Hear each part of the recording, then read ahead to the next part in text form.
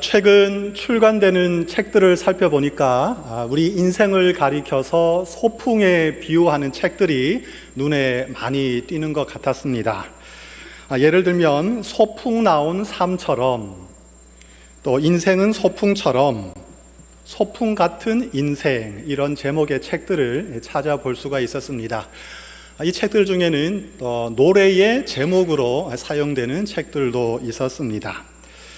인생을 소풍에 비유하는 것은 시인 천상병님이 쓰신 귀천이라는 시에도 이미 등장을 하고 있습니다. 나 하늘로 돌아가리라, 아름다운 이 세상 끝내는 날. 틀렸네요. 네, 아름다운 이 세상 소풍 끝내는 날 가서 아름다웠다 말하리라. 학창 시절을 떠올려 보면 소풍은 참으로 즐거운 시간이었습니다. 여유롭고 부담이 전혀 없었습니다. 어디를 가는지 장소는 중요한 게 아니었고 친구들과 함께 있는 그 자체로 즐거운 시간이었습니다. 가벼운 마음으로 그냥 걷고 웃고 즐기는 것으로 충분했습니다. 현대 사회가 워낙 경쟁이 치열하고 스트레스가 심하다 보니까 인생을 소풍에 비유하면서 여유로운 삶, 슬로우 라이프를 강조하는 것이 인기를 얻는 게 아닌가, 이런 생각이 들게 됩니다. 과도한 경쟁과 비교를 멈추고 자신의 페이스를 찾아라. 완벽하지 않아도 결코 실패한 것은 아니다. 작지만 인생의 소소한 행복을 누리며 살아라. 이처럼 따스한 위로의 메시지를 현대인들은 간절히 원하고 있는 것이다, 이런 생각을 하게 되었습니다. 하나님께서 주신 소중한 인생을 너무 아웅다웅하지 말고 마치 소풍을 나온 것처럼 가벼운 마음으로 여유롭게 즐겁게 살 수 있다면 참으로 감사한 일이 아닐까, 이런 생각을 제가 해보았습니다. 그런데 우리 인생은 또 다른 측면에서 볼 때 달리기 경주에 비유될 수가 있습니다. 소풍이라는 이 비유가 다 담아내지 못하는 인생의 특성들을 이 달리기 경주 비유를 통해서 우리는 이해할 수가 있습니다. 달리기 경주에는 반드시 도달해야 하는 목표가 있습니다. 또 그리고 달려야 하는 코스가 있습니다. 선수들은 자신에게 주어진 정해진 코스를 열심히 달려야 하고 무조건 목표에 도달을 해야 합니다. 소풍이라는 비유와 비교할 때 이 달리기 비유는 우리에게 좀 더 큰 부담으로 느껴집니다. 달리다 보면 숨이 차고 땀이 나고 힘이 들지요. 상당한 에너지가 필요합니다. 우리 모두는 어디론가 지금 열심히 달려가고 있습니다. 고단합니다. 그래도 멈출 수가 없습니다. 여러분 어떻습니까? 인생은 소풍일까요? 아니면 달리기 경주일까요? 두 가지 면이 다 있는 것 같습니다. 오늘 히브리서 본문에 보시면 이 경주라는 단어, 달리기 경주 비유가 등장을 하고 있습니다. 이 비유는 이 땅을 살아가는 모든 인생에게 적용될 수 있는 비유입니다. 그러나 오늘 이 비유는 우리 그리스도인들에게 들려주시는 하나님의 말씀으로 우리는 받습니다. 그러므로 오늘 본문에 나온 이 달리기 경주는 일반적인 의미에서 말하는 인생의 경주가 아니라 우리 그리스도인들이 달려가고 있는 신앙의 경주라고 표현하는 것이 더 좋겠습니다. 저는 오늘 설교에서 인생의 경주가 아니라 신앙의 경주라는 말을 반복해서 사용하도록 하겠습니다. 그리고 단거리 달리기라기보다는 이 장거리 달리기로 생각하시는 것이 오늘 본문의 의도를 좀 더 분명하게 이해할 수 있으실 것입니다. 고대 그리스의 올림픽 경기에는 5가지 대표적인 경기 종목이 있었습니다. 멀리뛰기, 창 던지기, 원반 던지기, 스타디온, 레슬링 이렇게 5가지였는데 여기서 이 스타디온이 바로 달리기 경기를 의미하는 명칭이었습니다. 스타디온은 경기장을 의미하는 단어이기도 했고 경기장의 트랙을 달린다는 의미에서 달리기 경기를 의미하는 단어이기도 했습니다. 초기에는 단거리 달리기만 시행이 되다가 나중에는 스타디온을 여러 번 왕복하는 장거리 달리기로 확대가 되었다고 합니다. 오늘 본문 말씀은 당시 사람들이 익히 잘 알고 있는 이 달리기 경기를 예로 들면서 그리스도인들이 어떻게 해야만 신앙의 경주를 성공적으로 잘 달릴 수 있는지 몇 가지 중요한 교훈을 우리에게 가르쳐 주고 있습니다. 이제 이 교훈을 4가지로 요약해서 설명을 드리도록 하겠습니다. 첫째, 신앙의 경주를 달리는 우리들은 이 경기가 나 홀로 달리는 경기가 아니라 수많은 사람들이 함께 달리는 경기라는 사실을 기억해야 합니다. 오늘 1절에 보시면 이렇게 되어 있습니다. 구름같이 둘러싼 허다한 증인들이 있다. 구름같이 둘러싼 허다한 증인들이 있다. 맑은 하늘에는 구름이 보이지 않지만 비 오기 직전이나 비 온 직후에 하늘에 떠 있는 구름을 한번 떠올려 보십시오. 하늘을 빽빽하게 가득 채운 구름들처럼 수많은 사람들이 저 하늘나라에서 지금 이 시간에도 우리를 지켜보고 있습니다. 그들은 우리가 달리는 이 코스를 똑같이 달렸던 사람들입니다. 그들은 우리가 얼마나 지금 힘든지, 지루한지, 지친 상태인지 그 누구보다 잘 알고 있습니다. 동시에 그들은 이 달리기가 얼마나 중요한 경기인지, 그리고 이 달리기 완주 후에 얼마나 큰 영광이 기다리고 있는지도 잘 알고 있습니다. 그들은 이 일에 확실한 증인이라고, 내가 정말로 해봤다고, 나를 믿으라고 우리에게 가르쳐주고 있습니다.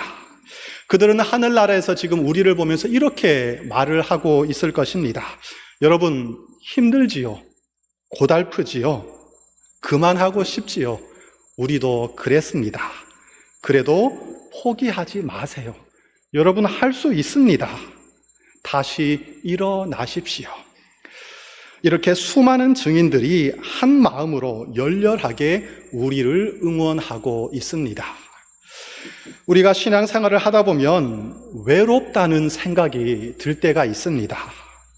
이런 생각은 열심히 하는 사람들, 부지런히 섬기는 사람들일수록 더 그렇게 생각할 수 있는 가능성이 높습니다. 열심히 부지런히 달려왔는데 어느 날 문득 주위를 둘러보니까 나 혼자 남겨진 것 같습니다.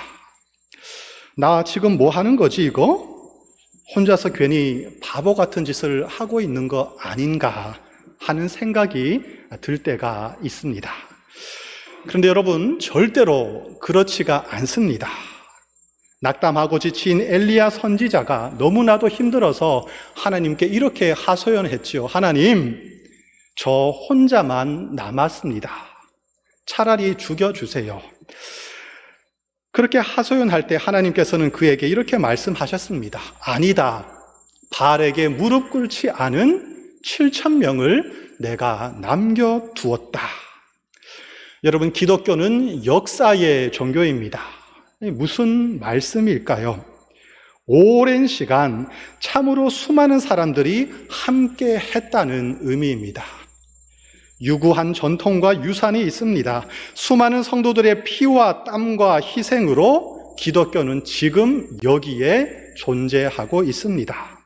지금도 세계 곳곳에서 선교지에서 또 여러분 주위에서 여러분과 함께 달리고 있는 수많은 성도들이 있다는 것을 꼭 기억하시기를 바랍니다. TV에 보면은 정치인들이나 유명 인사들이 인터뷰를 할 때 그 지지자들이 뒤에 함께 서 있는 것을 볼 수가 있습니다. 우리가 함께 있습니다. 당신은 절대로 혼자가 아닙니다. 우리는 당신을 지지합니다. 힘내십시오. 이런 의미가 아니겠습니까? 우리 앞서 달렸던 수많은 사람들, 모세, 엘리야, 다윗, 이사야, 베드로, 요한, 바울을 비롯한 수많은 믿음의 선조들이 지금도 우리를 지켜보면서 우리가 그들과 함께 영광스러운 믿음의 반열에 함께 자리할 수 있기를 간절히 기도하며 응원을 하고 있습니다. 이것을 꼭 기억하시기를 바랍니다. 둘째, 신앙의 경주를 하는 사람들은 몸을 최대한 가볍게 만들어야 합니다. 1절에 또 보니까 모든 무거운 것과 얽매이기 쉬운 죄를 벗어버려라, 이렇게 말씀하고 있죠. 모든 무거운 것과 얽매이기 쉬운 죄를 벗어버리고, 육상 선수든지 수영 선수든지 할 것 없이 이 선수라면 몸을 가볍게 하는 것이 기본이고 상식일 것입니다. 경기에 등장한 선수가 화려한 정장을 입고 높은 구두를 신고 한 손에는 거울을 들고 이런저런 이 짐 보따리를 메고 있다면 그것을 바라보는 사람들이 너무나도 어색하지 않겠습니까?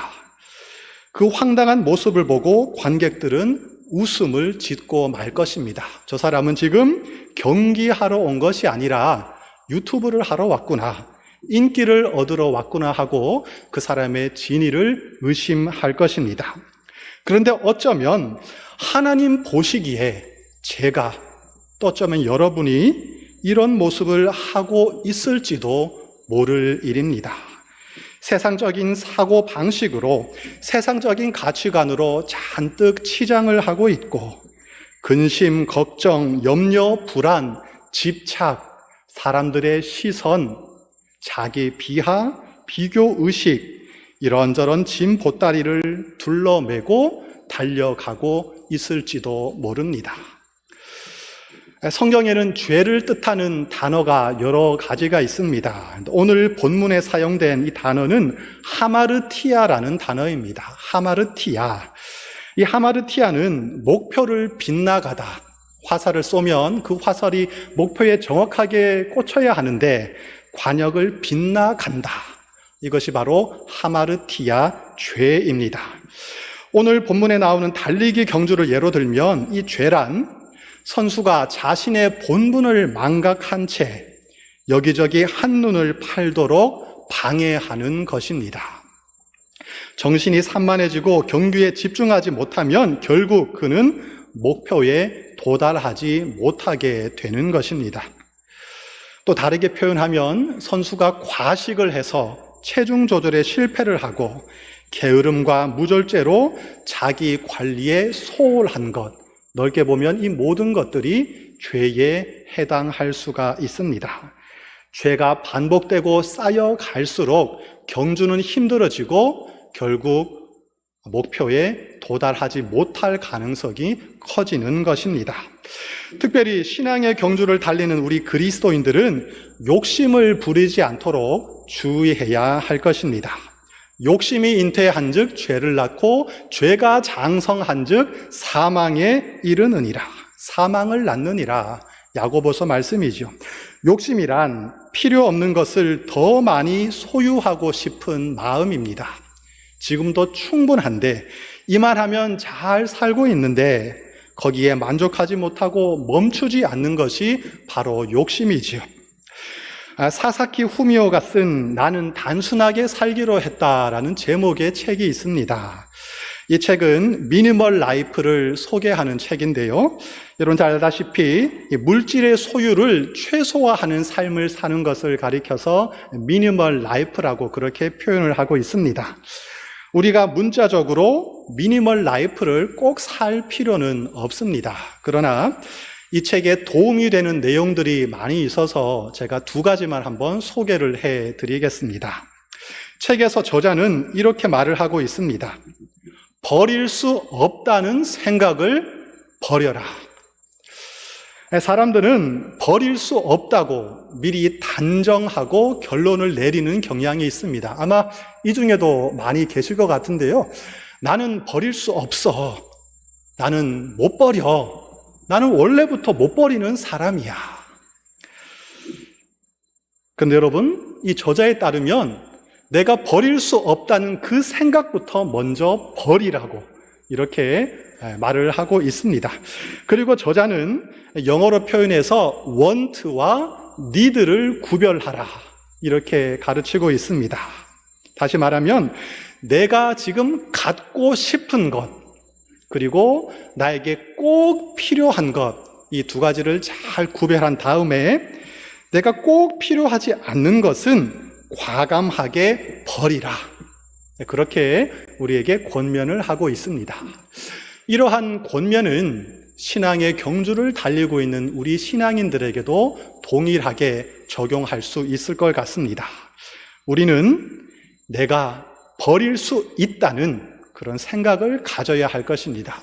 버릴 수 없다는 그 생각부터 버려야 할 것입니다. 그리고 필요한 것은 남기고 필요하지 않은 것은 과감하게 내려놓을 수 있는 마음의 자세가 되어야 할 것입니다. 그래야만 우리는 제대로 잘 달릴 수가 있습니다. 셋째, 신앙의 경주를 달리는 사람들은 인내해야 합니다. 1절 또 마지막에 이렇게 되어 있지요. 인내로서 우리 앞에 당한 경주를 하며. 제가 이 오늘 본문 말씀을 계속해서 반복해서 읽어보니까 인내가 정말로 중요한 포인트가 아닐까 그런 생각을 하게 되었습니다. 아무리 재능이 있고 출중한 선수라 할지라도 인내심이 결여되어 있다면 그는 경기를 완주할 수가 없습니다. 올림픽에 출전하는 선수들에게는 철저한 자기 관리, 절제가 요구됩니다. 식단 관리, 체중 관리, 매일매일 지겹게 반복되는 지난한 훈련의 일상을 그들은 견뎌내야 합니다. 경기에 임해서도 마찬가지입니다. 순간순간 포기하고 싶은 마음이 계속해서 밀려올 텐데 그것을 참고 버티고 인내하는 선수만이 마침내 영광을 차지할 수 있습니다. 신앙생활을 너무 편하게만 하려는 이 성도들이 있습니다. 우리는 오직 은혜로만 사는 사람들이죠. 값없이 주어지는 하나님의 은혜를 받고 편한 마음으로 신앙생활을 하는 것 정말 좋은 일입니다. 그런데 여러분, 한편으로 생각해 보면 너무 편하게만 살려고 하면, 너무 편하게만 살다 보면 절대로 발전할 수 없습니다. 절대로 성장을 할 수가 없습니다. 저는 이렇게 생각합니다. 신앙생활이란 절대로 쉬운 것이 아니다. 절대 쉽지 않습니다. 여러분, 기도하는 거 쉽습니까? 새벽기도 나오는 거, 금요 기도에 나오는 거 쉽습니까? 오늘같이 추운 날씨에 이 추운 날씨를 뚫고 교회에 나오는 것, 여러분 쉬운 일일까요? 봉사하고 섬기는 일, 쉬운 일일까요? 절대로 쉽지 않습니다. 그리스도인으로서 이 힘든 세상을 살아가는 것 결코 만만한 게 아니라는 사실을 우리는 너무나도 잘 알고 있습니다. 여러분, 한 사람이 예수님을 믿고 구원을 받고 교회에 나오는 것 정말로 어려운 일이고 누군가에게는 기적 같은 일일지 모르겠습니다. 너무나도 힘든 일이겠죠. 그런데 예수님을 꾸준히 잘 믿는 것, 한 번 받은 그 은혜를 평생토록 유지하는 것, 끝까지 지속적으로 신앙의 경주를 달려가는 것은 처음 예수 믿는 것보다, 교회 처음 나오는 것보다 어쩌면 더 힘든 일일지도 모르겠습니다. 우리는 100m 단거리가 아니라 기나긴 마라톤 경주를 달리고 있는 사람들입니다. 하루 이틀, 한 달, 두 달, 조금 길게 잡아서 1년, 2년 반짝 열심히 하고 완주할 수 있다면 얼마나 편하겠습니까? 여러분, 이런 말 많이 들어보셨죠? 인생은 한 방이다. 인생 뭐 있나? 인생 한 방이지. 그런데 여러분, 신앙의 경주는 절대로 한 방으로 끝낼 수가 없습니다. 오늘 기도 한 방 열심히 해서, 헌금 한 방 거하게 해서, 봉사 섬김 한 방 열심히 해서, 또 목사님들은 설교 한 방 잘해서 신앙의 경주를 완수할 수 있다? 그렇게 생각하신다면 큰 오해입니다. 우리는 달리는 과정에서 수많은 우여곡절과 감정의 기복을 경험합니다. 영적인 슬럼프도 겪습니다. 그러나 비가 오든 눈이 오든 무더운 날씨이든 한파가 몰아치든 우리는 끝까지 달려가는 것입니다. 이왕 시작한 것, 이왕 신앙의 경주에 진입한 것, 끝까지 달려가는 것입니다. 신앙의 경주는 우리가 하나님 나라 들어가는 그 순간까지 이 땅에서 계속되는 경주입니다. 본문에서 인내라고 번역된 이 헬라어 단어는 휘포모네라는 단어인데요. 이 단어는 어떤 뜻을 가지고 있냐면, 예전에는 그 배를 운행을 할 때 맨 밑에서 노예들이 배를 저었지 않습니까? 배 가장 아래쪽에서 가장 그 밑에서 노예들이 배를 젓는 행위, 이것을 가리켜서 휘포모네라고 그렇게 불렀다고 합니다. 다시 말하면 도망가지 않고 끝까지 버티는 것, 나에게 주어진 그 자리를, 내가 지켜야 할 그 자리를 끝까지 버티고 지키는 것, 이것이 바로 인내라고 우리는 생각할 수 있습니다. 혹시라도 이 자리에 도망가고 싶은 분이 계십니까? 이 자리를 떠나고 싶은 분이 계십니까? 그럴 때 끝까지 버티고 내 자리를 지키는 것, 이것이 바로 인내, 휘포모네입니다. 우리가 신앙생활을 하다 보면 솔직히 하기 싫을 때가 있지 않습니까?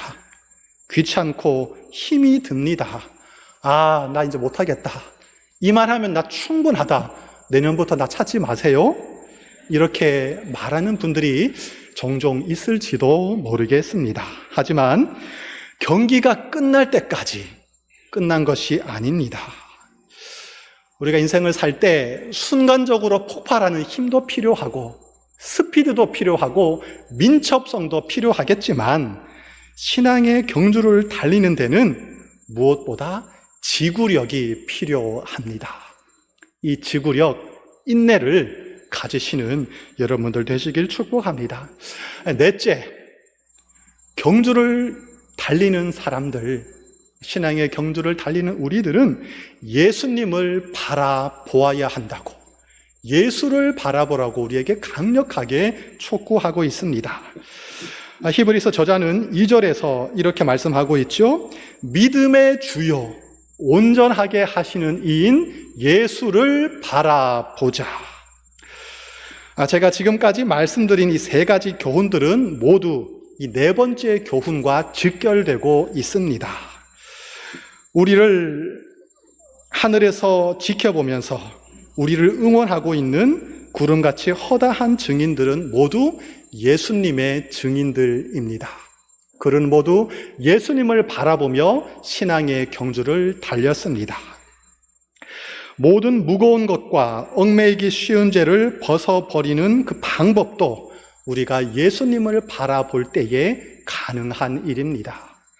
우리가 신앙의 경주를 끝까지 포기하지 않고 인내하며 달릴 수 있는 이유도, 그 힘도 예수님 때문에 가능한 것입니다. 한글로 번역된 단어를 보면 그 원래 의미가 잘 와닿지가 않는데, 이 믿음의 주라는 표현이 있는데 이 말은 이런 뜻입니다.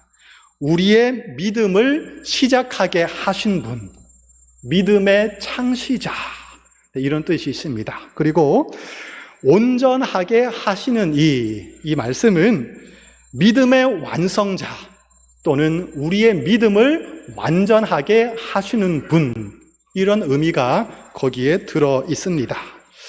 여러분 중에 내가 스스로 선택해서 신앙생활을 시작했다, 이렇게 생각하는 분이 계십니까? 때로는 그렇게 생각될 때가 있습니다. 내가 고민하고 내가 선택해서 나는 교회로 왔습니다. 그런 생각이 들지도 모르겠지만, 지난주에 제가 설교 말씀 중에 드린 것처럼 사실은 예수님이 우리를 불러주셨고 예수께서 우리를 신앙의 경주로 초대해 주신 것입니다. 또 여러분 중에 이 신앙의 경주를 내 힘으로, 내 실력으로 마칠 수 있다고 생각하는 분이 계십니까? 그렇지가 않습니다.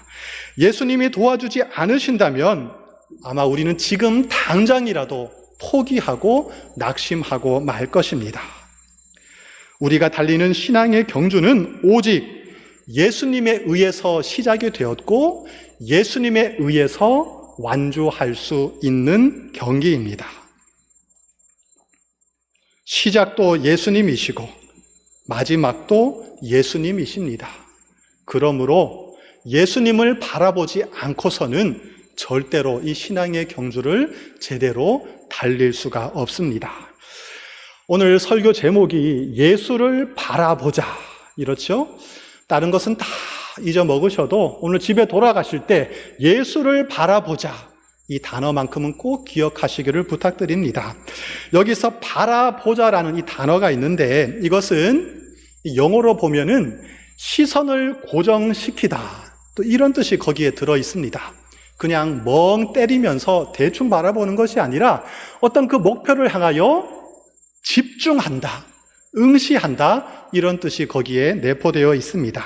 우리가 예수님을 바라볼 때, 예수님께 집중할 때 우리는 그때 힘을 얻을 수가 있습니다.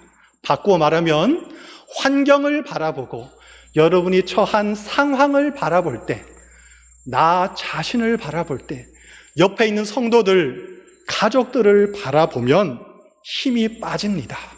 실망할 것입니다. 베드로가 예수님을 바라볼 때 그는 물 위를 걸을 수가 있었습니다. 그런데 그가 바다를 바라보는 순간 그는 물에 빠지고 말았습니다. 예수님을 바라보는, 예수님께 집중하는 여러분들 다 되시기를 축복합니다.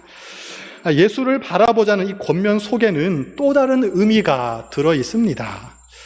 우리가 닮고, 우리가 모방하고, 우리가 흉내내고, 우리가 따라가야 하는 최고의 모델, 최고의 모범이 바로 예수님이라는 사실입니다. 우리가 미술을 배울 때, 음악을 배울 때, 또는 글쓰기를 배울 때 어디서부터 어떻게 시작해야 될지 막막할 때가 있지 않습니까? 그때 시작하는 가장 효과적인 방법이 바로 모방입니다. 훌륭하고 멋진 작품들을 따라하고 모방하고 흉내를 내다 보면 나도 모르는 사이에 아주 출중한 실력을 갖춘 실력자로 성장해 있습니다. 이 땅에 오신 예수님은 우리가 걷고 있는 그 길을 똑같이 걸어가셨습니다. 신앙의 경주를 완주하셨습니다. 예수님은 자신에게 주어진 그 십자가의 길을 회피하지 않았습니다. 십자가 끝에 있을 구원과 영광을 미리 내다보시고 끝까지 참고 견디고 인내하셨습니다. 그 결과 예수님은 하나님 보좌 우편에 앉는 영광을 차지하셨습니다. 이것은 예수님의 뒤를 따라가는 우리에게도 동일하게 적용되는 원리입니다. 자신에게 주어진 십자가의 길, 내가 걸어가야 할 그 사명의 길을 참고 견디고 인내함으로 완주한 사람에게는 반드시 하늘의 영광과 상급이 주어질 것입니다. 3절에 보시면 또 이런 말씀이 있죠. 너희가 피곤하여 낙심하지 않기 위하여. 요즘 현대인들이 많이 하는 말들이 있는데 그 중에 하나가 이 피곤하다는 말이 아닐까 생각이 됩니다. 바빠서 피곤하고 아무것도 하는 게 없는데도 또 피곤합니다. 신앙인들도 피곤한 것은 마찬가지입니다.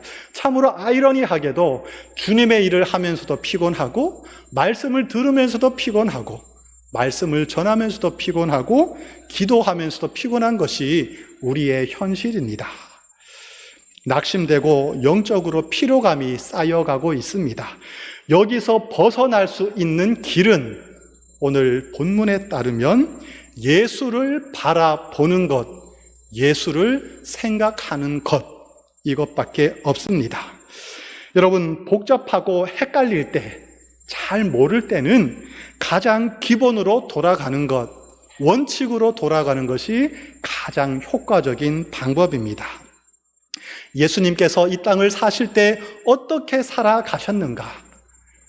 예수님이라면 지금 어떻게 하실까? 지금 예수께서 나에게 무슨 말씀을 하고 계실까? 그것을 가만히 생각해 보는 것입니다. 예수를 바라보자. 다시 기본으로, 원칙으로 돌아가시는 우리 성도님들 다 되시기를 축복합니다. 설교를 마쳐야 되는데 오늘 설교가 어려우니까 요약을 한번 해볼게요. 여러분, 4가지로 요약을 다시 하겠습니다. 첫째, 여러분은 절대로 혼자가 아닙니다. 수많은 믿음의 선조들, 수많은 하나님의 사람들이 여러분을 응원하고 있습니다. 지금 이 순간에도 보이지 않지만 여러분과 함께 달려가고 있는 수많은 성도들이 있다는 사실을 꼭 기억하십시오. 그리고 인천제일교회 성도 우리 모두가 서로에게 힘이 되고 격려하고 응원하면서 함께 이 신앙의 경주를 완주할 수 있기를 축복합니다. 둘째, 여러분이 지금 벗어버려야 할 것은 과연 무엇일까요? 한번 생각해 보시기를 부탁드립니다. 없으면 안 될 것 같았는데, 이거 없으면 나 죽을 것 같았는데, 나중에 보니까 사실은 없어도 되는 것들이 정말 많습니다. 꼭 필요한 게 아니라면 과감하게 던져버리고, 너무 욕심 많이 부리지 마시고 가벼운 마음으로 신앙의 경주를 달려가시기를 또 축복합니다. 셋째, 인내하십시오. 신앙의 경주는 절대로 쉽지가 않습니다. 누구나 할 수 있는 쉬운 것이라면 우리가 전도하지 않아도, 권면하지 않아도, 잔소리하지 않아도 이 예배당은 사람들로 넘쳐나게 될 것입니다. 그러나 그것이 결코 쉬운 일이 아니기 때문에 하나님께서는 오늘 히브리서 말씀을 통해서 우리에게 다시 한번 인내하라고 말씀하고 계시는 것입니다. 마지막으로 예수님을 바라보십시오. 문자적으로 하루 24시간 예수님을 바라보는 것은 실제적으로 불가능하지요. 그러나 우리 마음속에 항상 예수님을 모시고 살아가야 할 것입니다. 전 이렇게 표현하고 싶습니다. 예수님은 이미 여러분 마음속에 들어와 계십니다. 그렇다면 여러분 안에 들어와 계시는 그 예수님을 순간순간 계속해서 떠올리시고 반복해서 상기시켜야 할 것입니다. 또 우리 삶의 방향이 예수님을 향해 설정되도록 노력해야 할 것입니다. 하루에도 수십 번씩 삶의 방향이 바뀌는 것이 우리의 인생이죠. 그러나 내가 생각이 날 때마다 계속해서 우리의 삶의 방향을 예수께로 돌이켜야 할 것입니다. 아무리 바쁘더라도 하루에 최소한 몇 분이라도, 몇 초라도 정말로 집중해서 예수님을 생각해보고 예수님을 부르는 그런 시간을 가지시기를 부탁드립니다. 눈을 감고 심호흡을 하시면서 조용히 예수님을 한번 불러보십시오. 때로는 양손을 가슴에 얹으시고 조용히 예수님을 간절하게 한번 불러보십시오. 예수님, 예수님. 그렇게 예수님을 부르시고 예수님의 마음을 생각해 보시면 분명히 큰 도움을 받게 되실 것입니다. 이제 진짜 결론입니다. 2024년 우리에게 주어진 신앙의 경주가 이제 마무리될 시간이 얼마 남지 않았습니다. 지금까지 열심히 달려오시느라고 정말로 수고가 많으셨습니다. 돌이켜보니까 아쉬움도 남고 후회도 될 것입니다. 그러나 여러분, 경주는 아직도 끝나지 않았습니다. 우리 신앙의 경주는 여전히 진행 중입니다. 2024년, 2025년, 2026년 숫자에 불과하지요. 우리는 하나님 나라 가는 그때까지 계속해서 달려갈 것입니다.